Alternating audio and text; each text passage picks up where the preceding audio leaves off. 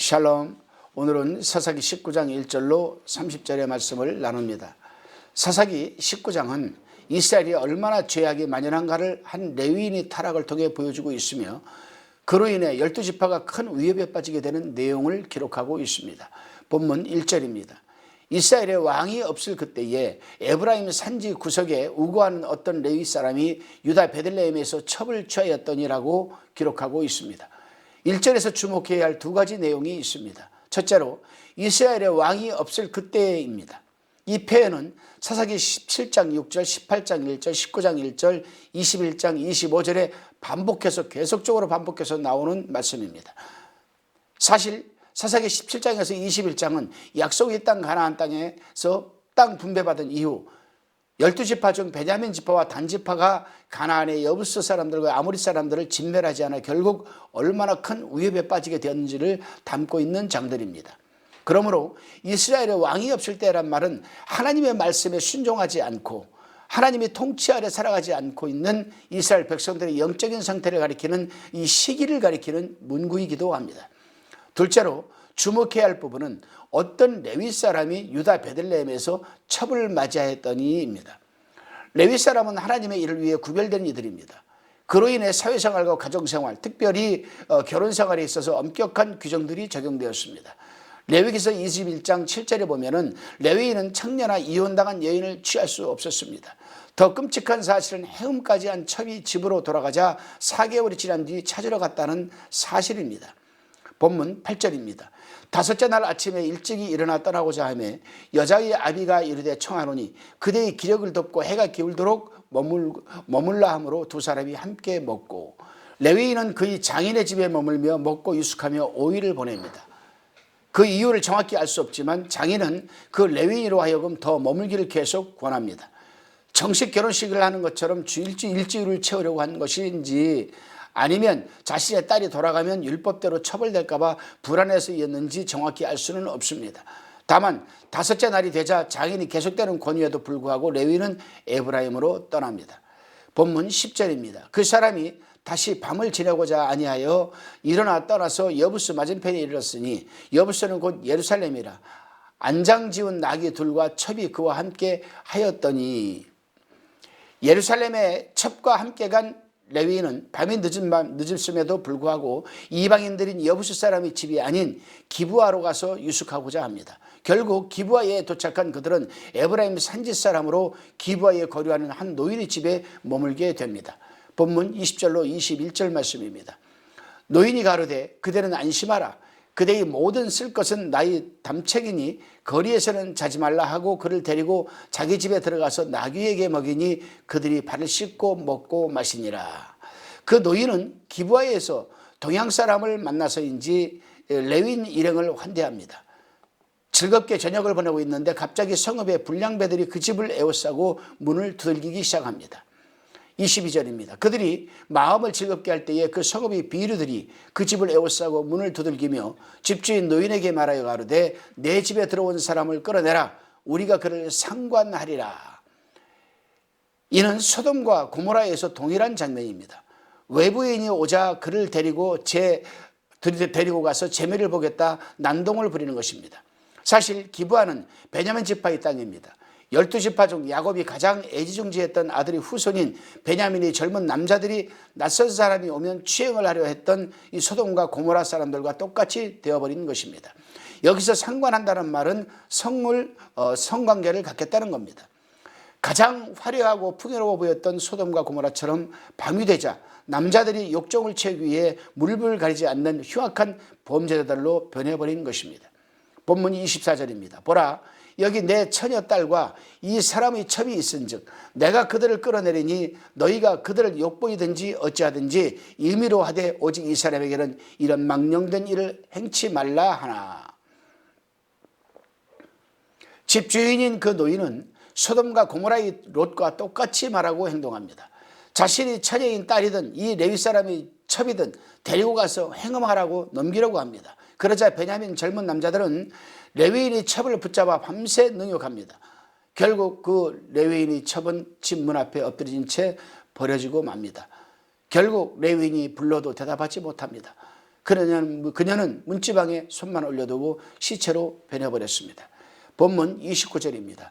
그 집에 이르러서는 칼을 취하여 첩의 시체를 붙들어 그 마디를 찍어 12덩이에 나누고 그것을 이스라엘 사방에 두루 보내매. 너무나도 끔찍한 밤을 보낸 레위인은 참 집으로 돌아가 시체가 되어버린 자신의 첩을 12덩이로 잘라서 한 덩이씩 이스라엘 온 지파에 보냅니다. 오늘 본문을 통해 한 가지 우리 생각해 볼 것이 있습니다.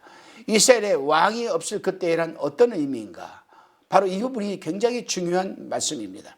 첫째, 이는 하나님이 통치 아래 살아가지 않는 때를 가리킵니다. 본문에 소개된 레위인처럼 가나안이 풍습을 쫓아 첩을 맞이하고 살아갑니다. 세상 사람들이 살아가는 삶의 식대로 살아가면서도 전혀 부끄러워하지 않습니다. 이를 당연히 여기는 때라고 할 수가 있습니다. 두 번째로는 좀 더 확대해서 이 말씀을 확대 해석을 해보면은 이스라엘의 왕이 없을 그때란 의미는 하나님의 명령에 순종하지 않고 살아가는 때를 의미합니다. 여호수아와 함께 가나안 땅에 들어온 이스라엘 12지파에게 하나님께서는 가나안 모든 족속을 진멸하라는 명령을 내렸습니다. 12지파 모두에게 동일한 명령을 내렸습니다. 그러나 12지파는 그 명령을 전혀 지키지 못했습니다. 바로 베냐민 지파와 단 지파였습니다. 이 두 지파는 이 명령을 지키지 않았습니다. 베냐민 지파 사람들은 예루살렘에 있는 여부수 사람들을 쫓아내지 못했습니다. 사사기 1장에 기록되어 있습니다. 단 지파 사람들도 아모리 사람들을 쫓아내지 못했고 도리어 그들이 다하나 지파를 산지로 쫓아내었습니다. 단 지파가 쫓겨나버리고 말았죠. 결국 사사기 17장 18장에서 이스라엘의 왕이 없는 그때라는 표현이 등장합니다. 그리고 그때를 자기 소견에 옳은 대로 행하였다라고 이야기합니다. 단지파 사람들은 거주할 곳을 잃어버리고 기업을 분배받지 못한 자가 되어버리고 말았습니다.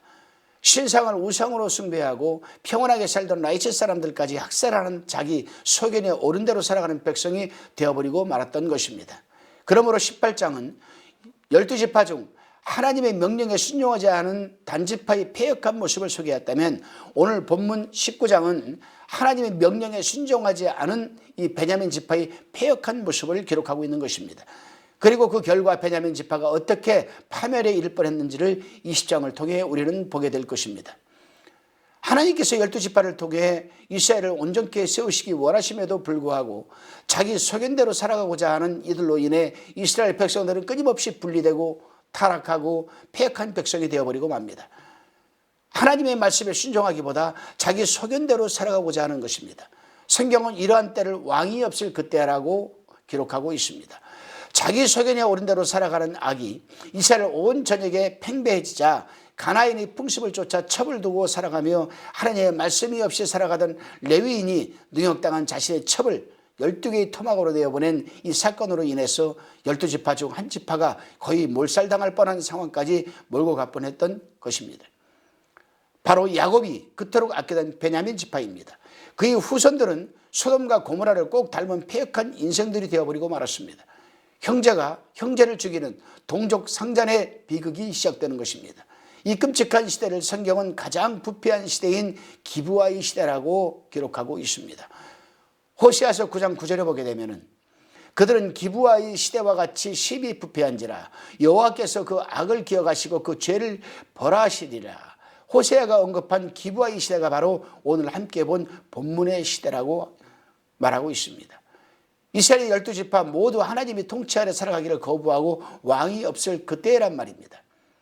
죄를 죄로 여기지 않는 시대, 죄가 사회 전역에 침범한 때, 돈이 인생의 목적이 되어버린 시대, 사람보다 늘 돈이 우선되는 시대, 얼마나 이윤 창출을 하는가가 한 사람의 가치가 평가되는 시대, 하나님 앞에서 살아가기보다 스스로 하나님이 되고자 하는 시대, 자신이 소견에 옳은 대로 말하고 생각하고 행동하는 시대, 하나님이 없이 살아가는 것을 불편해하지 않는 시대, 죄악 속에 빠져 살아가면서도 모든 감각이 무뎌버린 시대였습니다. 잊지 마시기를 바랍니다.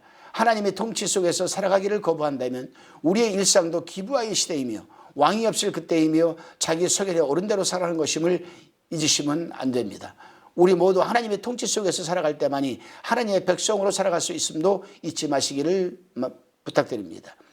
하나님이 통치 아래 살아갈 때만이 돈보다 사람을 늘 우선시하며 살아갈 수 있음도 잊지 마시기를 바랍니다.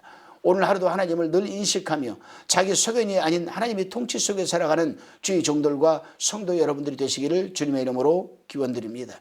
기도하시겠습니다. 주님, 오늘 하루도 자기 소견대로 살아가며 하나님의 시선을 피할 나만의 성을 쌓지 않고 하나님의 시선 속에서 평강과 희락을 누리며 하나님의 통치 속에서 하나님의 백성답게 살아가는 우리들이 되게 하여 주옵소서. 예수 그리스도 이름으로 감사하며 기도드리옵나이다. 아멘.